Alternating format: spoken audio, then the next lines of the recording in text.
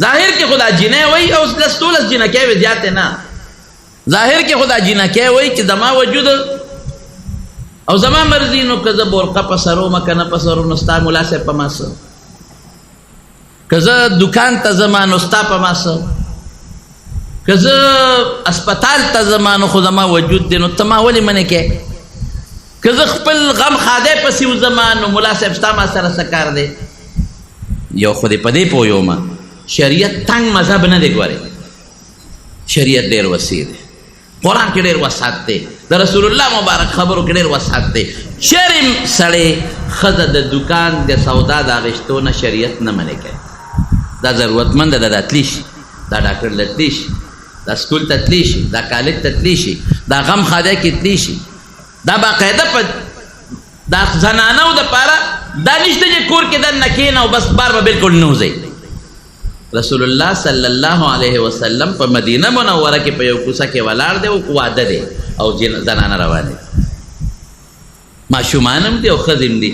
قسم دی حدیث کې راځي چې رسول الله مبارک دقسې ورته کتل او چې دا ښځې تلې نو ډېر زیات ورته خوشحاله او فرمایي ای د مدینې جنکو ښځو قسم په الله چې ما ته ډېرې زیاتې خوښې واده له ښځې تللی شي بلکې دې نه زیات ته وویل خبره د زنانو دا درس ته چې عایشه بیبي فرمایي وی رسول الله مبارک یو ځل په مدینه کې واده نو ما ته وی چې څوک شته دی نه چې یو غزل ورته ووایي الله اکبر د دین وسعت ته تخیل څوک شته دی چې یو سندره ورته ووایي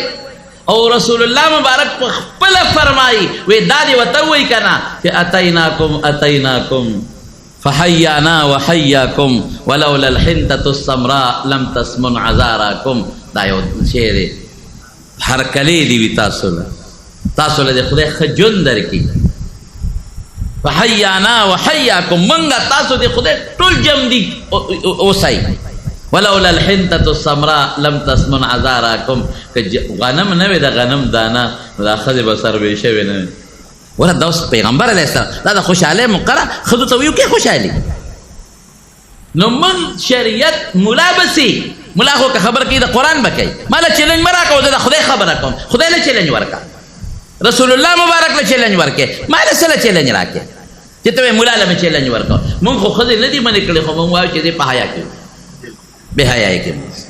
خبره خلاصه شوه او دا وینا زمانه ده دا د الله ده د قرآن شریف مفهوم دی دا وینا زمانه ده دا د رسول الله مبارک مفهوم دی نو چیلنج ماله نه دی نو ما هغه ملګري ته په ټلیفون وویې مې ظاهر کې خو زه ستا به قول ماله چیلنج شو خو مې ماله نه دی دا چیلنج تاله دی او مې تاله ولې چیلنج دی نن داسې وي سبا به څه وایي دا جینۍ سبا به دا جینۍ بازار ته ځي دا به هوټل ته ځي او د یو هلک سره به هوټل کې شپه کوي خدای دې مو ساتي نو که پلار ورته وایي چې بچې دا ولې به وایي چې بیا راځې سب میری مل سبا به دا یو هلک سره مټي ته وځي د مور و پلار د مشورې نه بغیر به یو هلک سره مټي ته وځي او که ته ورته وایې چې ولې شرمولم نو اوس ملا یادوي سبا به تا یادوي چې بابا ستا په ما څه بیا راځې سم میری مل دا خو د زنا یو سوچ خورئ د بربنډتوب یو کلچر خورئ او د بې حیایۍ یو تهذیب خورئ په دې خلکو کې او زمونږ خویندې زمونږ لوڼ او زمونږ هلکان ګډ ګاډې رکول غواړي او بربنډتوب خورول غواړي نو دا ماله چیلنج نه دی ظاهر کې خو ماله چیلنج دی خو دا هر پلار له چیلنج دی او هر مور له چیلنج دی خبره باندې پوهېږې اوس دا وایي میرا جسم زه ورسره دلته اتفاق نه کوم زه وایم چې دا جسم میرا نه دی دا د چا دی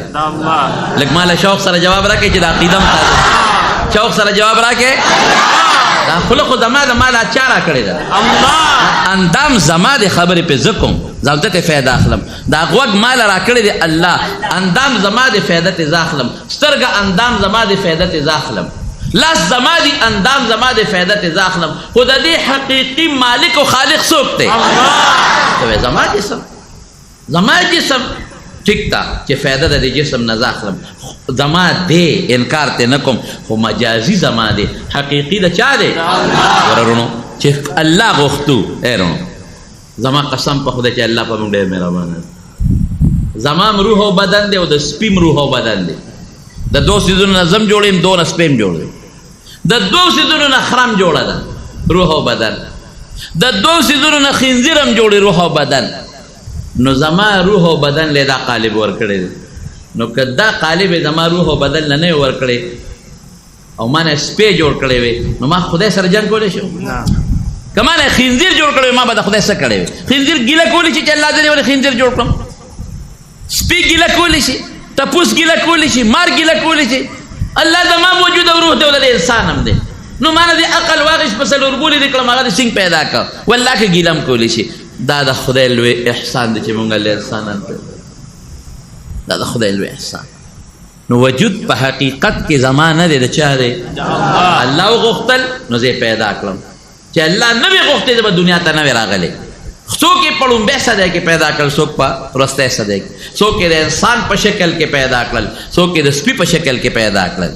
او د انسان په شکل کې څوک یې په امریکا کې پیدا کړ څوک یې د مسلمان مور او پلار نه پیدا کړل څوک د هلک په شکل او څوک د جینۍ په شکل الله وایي یهب لمن یشاء اناثا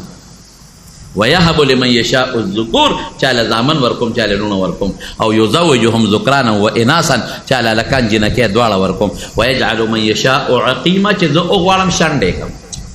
د نظام خو د الله په لاس کې دی نو مې راجسم ستا وجود نه دی دا د الله دی ستا وجود دی چې دا پالک در باندې راشي د لاس نه سمسۍ ولې جوړېږي د خپې نه د کونټۍ ولې جوړېږي د خولې نه د ډیوه ولې جوړېږي چې لاړې در نه بېږي او د ځان اختیار د سره بیا دی دا مقبرې ته ولې دی دا پلار دی ولې لاړ پته ولګېده چې دا وجود زما دی دې نه انکار نه کوو خو الله ماله راکړی دی دې کې اختیار زما دی ما لې لږ راکړی دی خو هغه ظاهري معمولي اختیار زما حقیقي اختیار د چا دی او بیا دې وي مرضي زما ده ستا مرضي نشته که ته ازاد له شریعت نه نو ستا مرضي او که ته د قرآن و سنت لاندې ژوند تېری نو مرضي به د الله وجود د الله مرضي د الله اختیار زما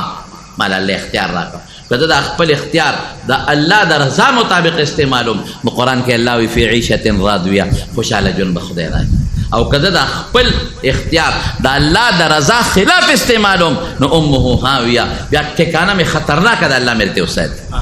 نو خبره غلطه ده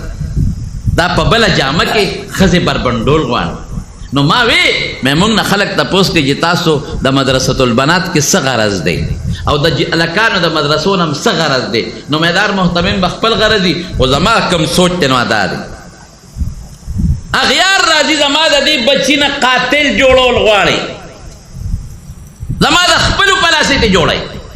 د دې بچي نه ډم جوړول غواړي د دې بچي نه لوپر جوړول غواړي د دې بچي نه د خشته بچیان د دې نه زناکار جوړول غواړي سودخور ته جوړول غواړي ډاکو ته جوړول غواړي زه مدرسه کې د خدای قرآن د پیغمبر حدیث ورمخکې کوم زه پکې د حضرت ابو هریره او د عبدالله ابن مسعود جلک لیدل غواړم